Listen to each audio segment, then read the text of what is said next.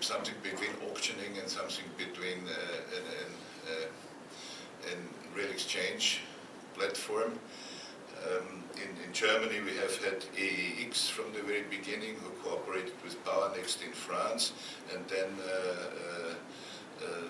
shared their functionalities in the way that EPEX, the common daughter in France, does the day-ahead market for France and Germany and Austria, and the EXA, the Austrian day-ahead company, does an auction at 10 o'clock in the morning in Austria and Germany. The Poles have the AX, the German AX is the future energy marketplace for Germany and Austria and France. Belbex is the Belgium energy exchange.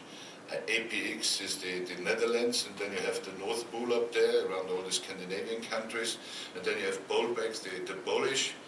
Recently Hupex was created, the Hungarian, and in all the rest of the Balkans we have only this Opcom in Romania, which I always doubt is a real transparent marketplace, but maintains to be a possible core function in that area for this sort of trading necessities in the market.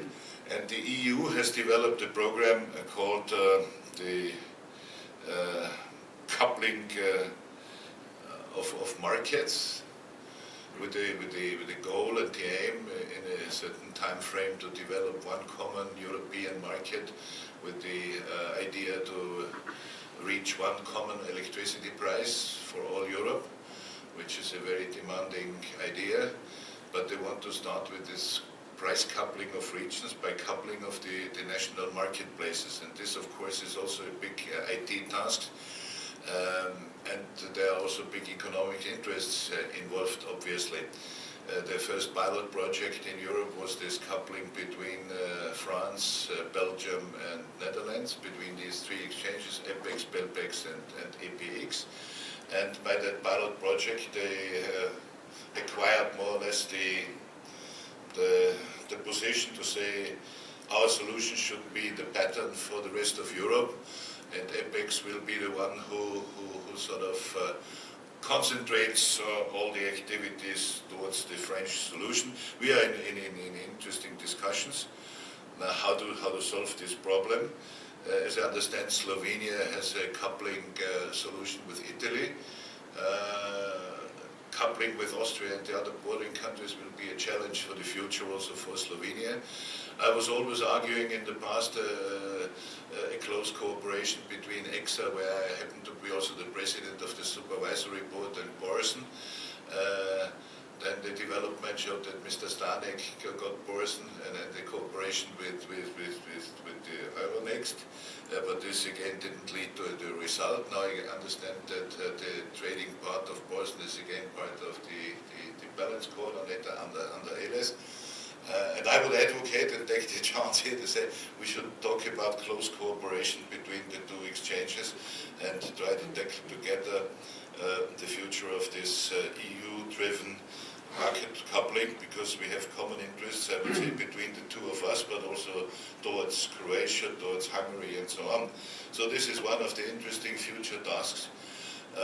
And then the other theme that was tackled here is this demand response or demand side management with the smart meters and with respect to the so-called smart grids. We had yesterday evening we had a very emotional discussion, Professor Rudnick and Dietmar Breitsdorfer, when we had some nice dinner and glasses of Malvasia and what was it? Good schnapps.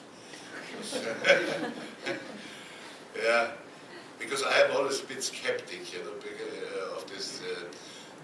I followed the discussion, of course, very closely about this demand-side response or demand-side management, because I knew when I was still in the Graz city utility, we had in our electricity supply system what we call this sound frequency, I don't know the English expression, steering of the water boilers.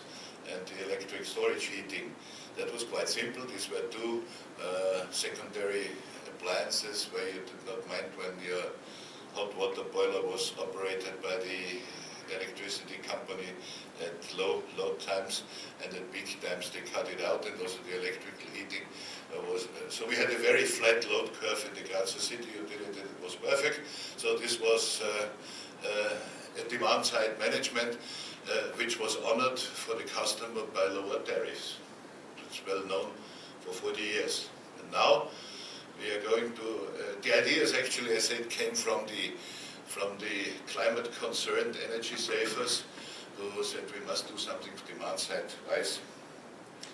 And now industry has understood that that can be a big investment. And so Siemens and every company, others, are now thinking about the demand-side story and how to sell many of the meters. I learned via Atos, our new shareholder there, visited them. They set up in Grenoble a new unit of 1,000 to 2,000 people who are dealing just with the one contract French-only grid operator RTE gave to them to exchange within a few years 34 million meters in all France, which is quite a nice job. And I discussed with them how they would tackle their demand-side problem, because obviously the industry is interested that some functionalities of the meters, like remote reading, and first of all also the remote reading of the load curves, also for small customers. That's all very practicable and nice. Helps the efficiency of the electricity company. And how do we use this meter to sort of steer, control, or influence the demand side? Well, the French said the first thing we are going to do the load shed-off. Well, the simple shed-off of load, the full cutting of supply, or the supply cutting for supply for certain circuits, is not a very customer-minded solution. I always doubt that the people are interested that they use their vacuum cleaner only when the electricity company opens a certain circuit, or you cut your washing machine or dishwasher. I'm not really convinced that there are many people who would do that and they will like it. I said, okay, I would like to have remote controls. This is more a telecommunication thing. For my weekend house, I would like to control if my electric heating there is on or off. I can put it on some hours before I come. This is a telecommunication thing, which is already there.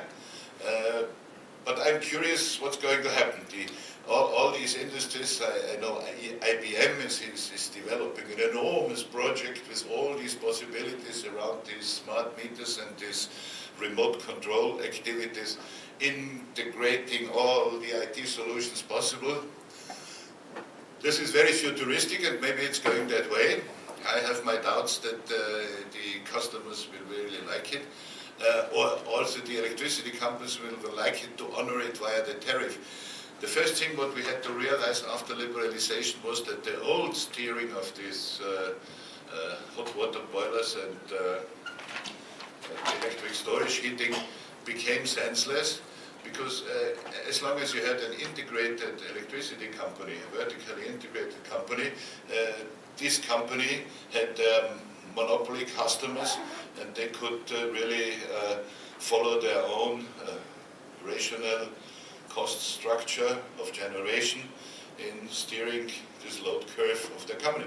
Now, as we have in Austria some 70 or 80 suppliers, each supplier has customers in the grid. So who is the one who steers? Who does it? 74? And the grid operator himself? I say, I developed the IT program. This is fantastic. You know? Very complicated, very complex. But the rationality behind it might be very different, and if the customer likes all these influences, is something that has to be proved in the future. So this is something quite interesting. So I have shown the time that to conclude, all these developments ahead of us and also in the past here require